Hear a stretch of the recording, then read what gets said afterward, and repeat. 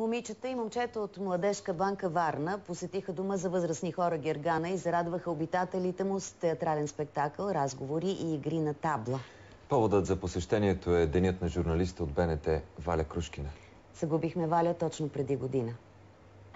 Призванието на Валя Крушкина беше да помага на хората. Следвайки примера и доброволци от Младежка банка Варна посетиха възрастните хора в дом Гергана. Тази дата именно подсказва ценностите, в които е вярвала Валя Крушкина, един от които е доброволчеството. И аз считам, че ние трябва да подхранваме тези ценности именно в най-младите хора, в доброволците. Младежите представиха своя интерпретация на съвремието с пиесата "И баба знае", а след това хвърлиха няколко зара с бабите и дядовците. Много сме щастливи, когато идват млади хора при нас и ги очакваме с радост. Винаги има смисъл доброволчество, защото то е една кауза, която помага на било хора в беда или дори да радва хората. Старите хора са нашето минало и трябва да съществува приемственост между нас, младите и тях, старите, тъй като те са хората, които са ни направили това, което сме днес. Те са ни дали възпитанието и всички важни уроци и поуки, които имаме са от тях.